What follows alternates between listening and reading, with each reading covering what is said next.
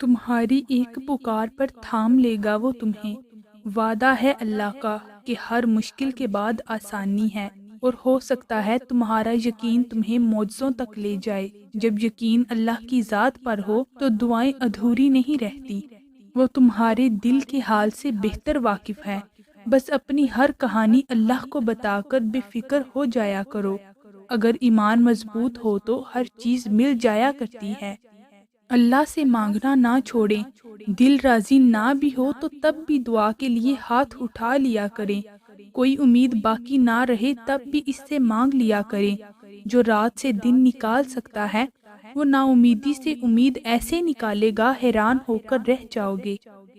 اللہ جب کوئی چیز دل میں ڈالتا ہے تو کہیں نہ کہیں نصیب میں جگہ ضرور رکھتا ہے۔ اللہ نہ چاہے تو تم چاہ بھی نہیں سکتے۔ اللہ دل میں تڑپ اس لیے پیدا کرتا ہے تاکہ تم دعا کے ذریعے اس چیز کو حاصل کرو۔ قرآن کہتا ہے، پھر وہ تمہاری من پسند چیز تم تک لائے گا اور تم حیران ہو جاؤ گے۔ ان لوگوں کی باتوں پر دھیان نہ دو جو آپ کو نا امید کرتے ہیں، بلکہ اپنے رب پر بھروسہ رکھیں جو ہر چیز کو ممکن کرنے پر قادر ہے۔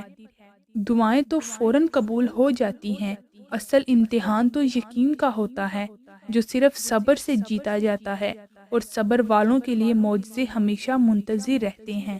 کوئی بھی اس دروازے کو بند نہیں کر سکتا جو دروازہ اللہ نے آپ کے لیے کھولا ہو۔ دعائیں انسان کے بس میں نہیں ہوتی، یہ تو اللہ کی رضا سے دل کا حصہ بنتی ہیں، اور دعا کا خیال تب تک نہیں جاتا جب تک وہ چیز نصیب کا حصہ نہیں بن جاتی۔ اور بس اپنے اللہ پر یقین رکھو، وہ تمہیں اندھے کنویں سے نکال کر ایک عظیم سلطنت کا بادشاہ بھی بنا سکتا ہے۔ جو چیز تم چاہ کر بھی پا نہیں سکتے وہ چیز دعائیں تم تک کھینچ لاتی ہیں۔ بس اللہ پر یقین مضبوط ہونا چاہیے۔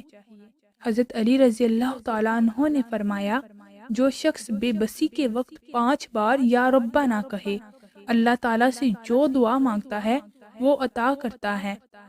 جو دعا تم تہجد میں مانگ رہے ہو نا، حقیقت میں تو وہ دعا کب کی قبول ہو چکی ہے۔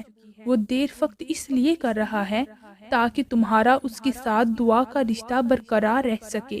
جب کچھ ممکن نہ ہو تب اور زیادہ یقین سے مانگو، کیونکہ معجزے خدا کی شان ہے۔ کوئی بھی اس دروازے کو بند نہیں کر سکتا جو دروازہ اللہ پاک نے آپ کے لیے کھولا ہے۔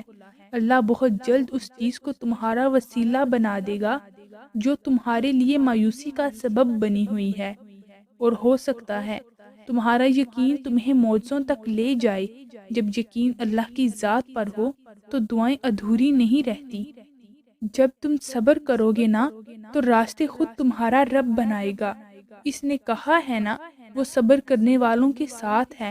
تو جب رب ساتھ ہے تو اس سے زیادہ خوشی کی بات، حوصلے کی بات تمہارے لیے کیا ہو سکتی ہے؟ جب تم دنیا کے ہاتھوں ٹوٹ جاتے ہو، جب تم ساری محبتیں ہار جاتے ہو، جب تمہیں لگتا ہے کہ اب جینے کی کوئی وجہ نہیں رہی، تب ہی وہ تمہیں اپنی محبت کا پتہ دیتا ہے اور جینے کی ایک نئی وجہ سے نوازتا ہے۔ اللہ تو چھوٹی سی چونٹی کا حق بھی ضائع نہیں جانے دیتا۔